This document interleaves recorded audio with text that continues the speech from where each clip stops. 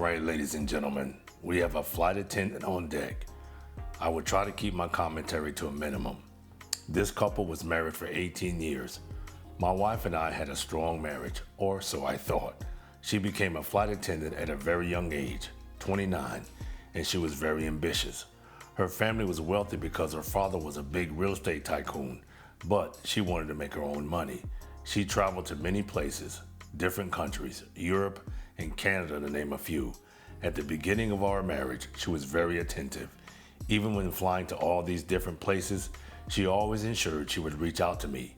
Communication was strong. When she was with some of her other flight attendants, she always took selfies of different places, and it looked like she was having lots of fun. I was happy for her. When she came home, we would enjoy each other's company until she had to travel again. I made sure she was taken care of mentally and financially. Flight attendants don't start out making a lot of money.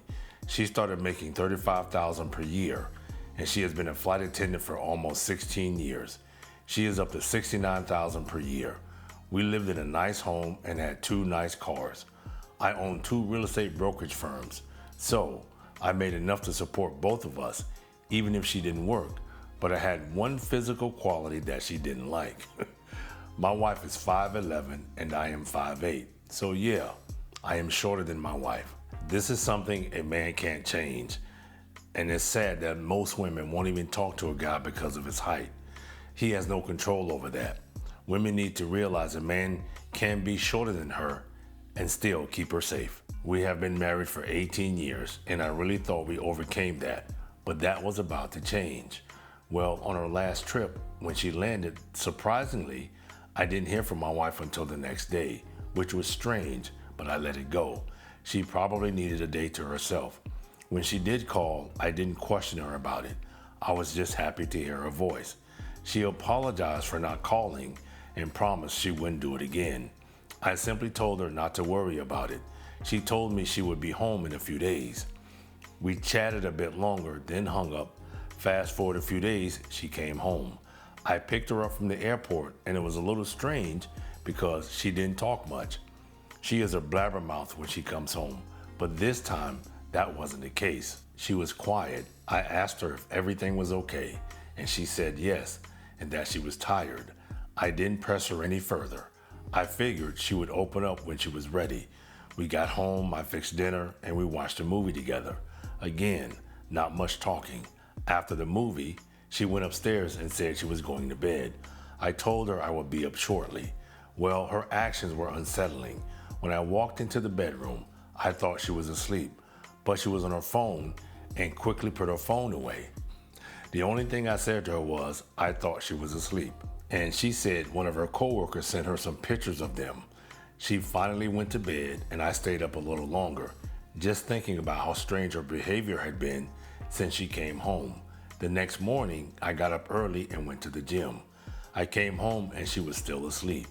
I made breakfast and left a note telling her I would see her later.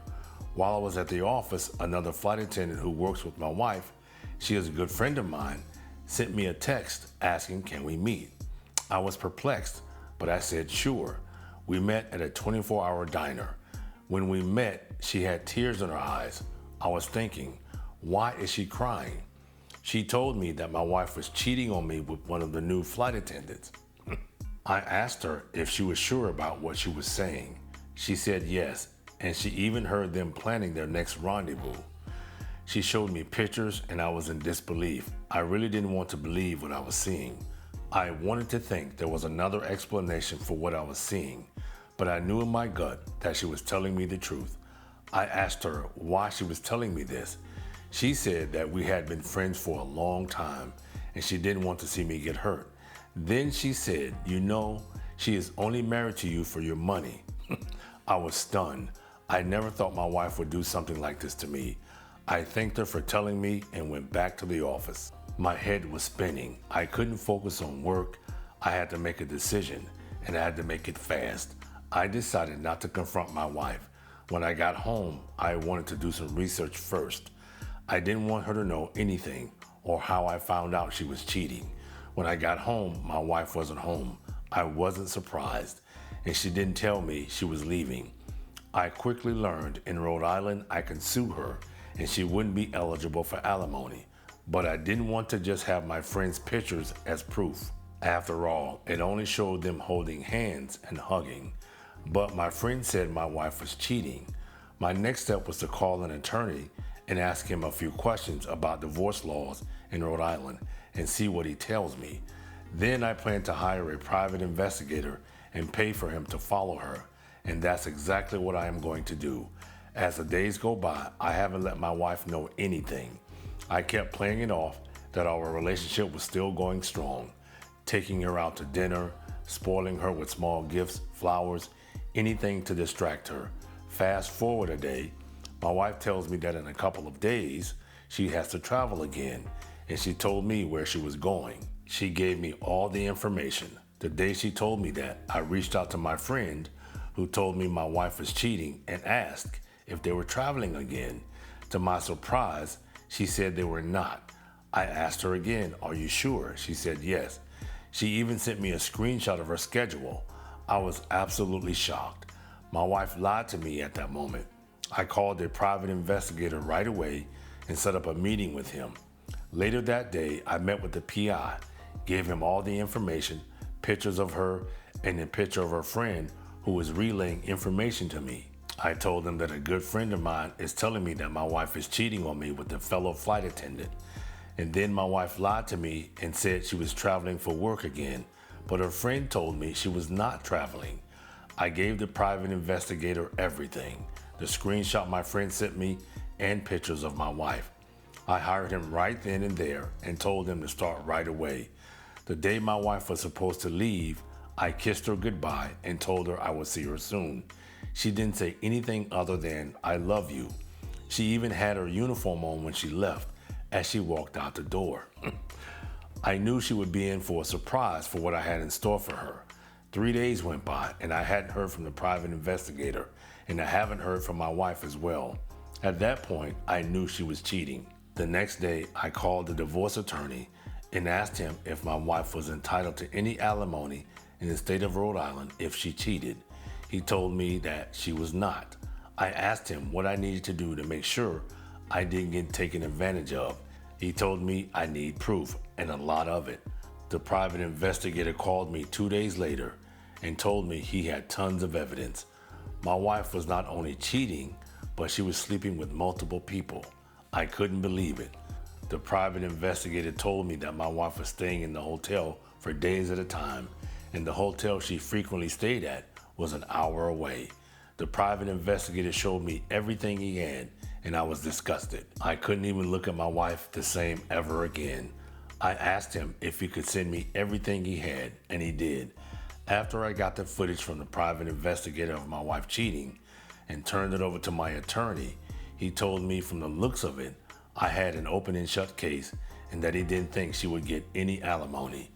My wife was scheduled to come back in 2 days, and I had to act like everything was normal. So when she did come back, I asked her how her trip was. She said it was good and that she missed me. I told her I missed her too, and we hugged each other. As we hugged, I couldn't help but think about how she could lie so easily and how many other guys she was sleeping with. When my wife tried to initiate intimacy, I told her I wasn't in the mood. I wasn't feeling well. I told her I might have food poisoning, which was a total lie. I just couldn't do it. I couldn't be intimate with her anymore. The thought of her being with other guys made me sick. The next day, she told me she was going to the salon to get her nails done and get her hair done as well. When she told me that, all I could think about was her cheating on me again. And at that point, I didn't care anymore. Today was the day I was going to tell the lawyer to file for divorce on my behalf. Before I called the lawyer, I called the private investigator and asked him if he could find out who the guy was that was working with her. He told me he could and that he would get back to me as soon as possible. 3 days later, he called me back and told me he found out who the guy was and gave me his name, address, phone number, everything. I then relayed all that information to my lawyer and told him to use it in the divorce proceedings. As the days and weeks go by, I am preparing to move my money and other assets around. One day, my friend calls me and tells me that she saw my wife with the other flight attendant at the mall. I told her I am in the process of divorcing her and told her at this point I don't care. I told her right now I must protect myself financially in the divorce. After talking to her, I left the office early to pack a few things and leave. I know she is out with her AP, so I just took a few things and stayed in one of the rental properties I own. Later that night, my soon-to-be ex-wife blew up my phone asking where I am. I didn't answer. She must have sent hundreds of text messages, but still, I didn't answer either one. A few days go by, I haven't gone back home. My soon-to-be ex-wife shows up at my office and is wondering why I left. I simply told her, "You will hear from my lawyer." She looked at me funny and I politely told her to leave the premises. As she walks away, she looks back at me with this confused look on her face. A few more days go by and my attorney calls me and lets me know that my wife was served with divorce papers and the divorce hearing is set for next month. Fast forward a week, I haven't heard from my soon-to-be ex-wife at all. I didn't even go by the house. I figured she would have just taken all her stuff and left by now. I was wrong. When I went by the house to get my mail, I noticed that all her stuff was still there. So I figured she must be out with her AP. I go inside the house and I see a note on the kitchen counter. It reads, "I know you're going through a lot right now and I know you're mad at me, but I just want to let you know I am sorry for what I did. I love you and I hope one day you can forgive me." I balled it up and threw it in the trash can. I couldn't believe she had the nerve to write me a note like that. At the hearing, my wife's lawyer tried to get me to pay almost $8,000 a month in alimony. And when he presented that to the judge, my lawyer presented evidence of my wife cheating. And you can hear her gasp. And the judge flat out told her, "I am not awarding you alimony." Then the judge asked her attorney, "Did you not inform your client that here in Rhode Island, cheating affects alimony?" And her attorney says that shouldn't be a factor. And the judge says, "It is here in Rhode Island and you know that. And you can appeal the decision if you like." All in all, I didn't have to pay any alimony. And the judge told us to sell the house and split the equity. My mistake was adding her to the title. Huge mistake. Hell yes it was. She ended up walking away with $75,000 of my equity.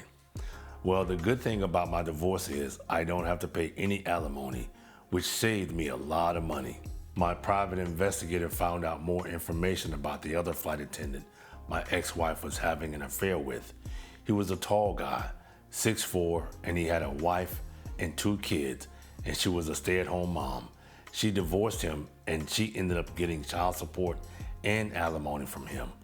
My personal note to Tony: I want to thank you for taking the time to upload my story and to let people know.